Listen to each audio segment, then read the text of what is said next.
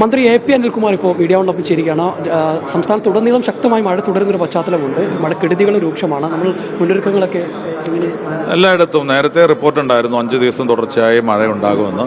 അതിൻ്റെ അടിസ്ഥാനത്തിൽ 5 ജില്ലകൾ 5 ദിവസവും അതിനുള്ള മുന്നൊരുക്കങ്ങൾ നടത്തണമെന്ന് ജില്ലാ കളക്ടേഴ്സിന് ഓൺലൈൻ മീറ്റിങ്ങിലൂടെ നിർദ്ദേശം നൽകിയിരുന്നു. അതുമായി ബന്ധപ്പെട്ട എല്ലാ മുന്നൊരുക്കങ്ങളും നടത്തിയിട്ടുണ്ട്. കോട്ടയത്തും അതുപോലെ ഇടുക്കിയിലും പത്തനംതിട്ടയിലുമാണ് വലിയ മഴ ഉണ്ടായിട്ടുള്ളത്. പ്രതീക്ഷിച്ചതിൽ കവിഞ്ഞ മഴ അവിടെ ഉണ്ടായി.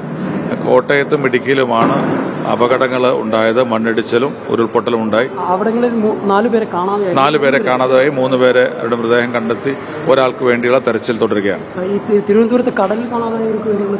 തിരുവനന്തപുരത്ത് കടലിൽ 2 പേരെ കാണാതായിട്ടുണ്ട്. കോസ്റ്റൽ ഗാർഡ് ഉൾപ്പെടെ അതിനു വേണ്ടിയുള്ള തെരച്ചിൽ നടക്കുകയാണ്. എല്ലായിടത്തും നിയന്ത്രണ വിധേയമാണ് കാര്യങ്ങൾ. കോട്ടയത്ത് ഇറിഗേഷൻ മിനിസ്റ്റർ ജലവിഭവ മന്ത്രി മോൻസ് ജോസഫിന്റെ നേതൃത്വത്തിൽ കാര്യങ്ങൾ ഏകോപിപ്പിക്കുന്നുണ്ട്.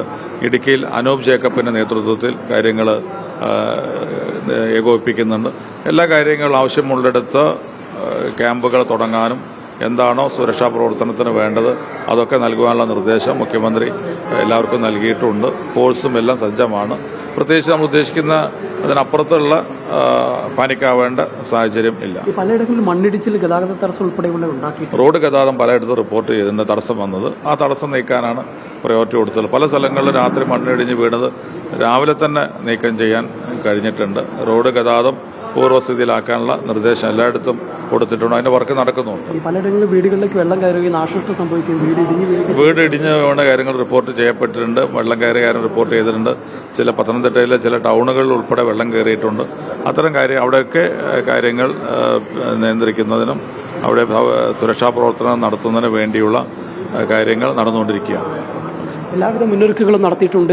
നേരത്തെ തന്നെ ഈ കേന്ദ്ര കാലാവസ്ഥാ വകുപ്പിന്റെ നിർദ്ദേശമുള്ളത് കൊണ്ട് തന്നെ ജില്ലാ കളക്ടർമാർ യോഗം വിളിച്ച് മുന്നൊരുക്കങ്ങൾക്കുള്ള നിർദ്ദേശങ്ങൾ നൽകിയിരുന്നു. അതുകൊണ്ട് തന്നെ നിലവിൽ നമുക്ക് പാനിക്കാൻ വേണ്ട സാഹചര്യമില്ല.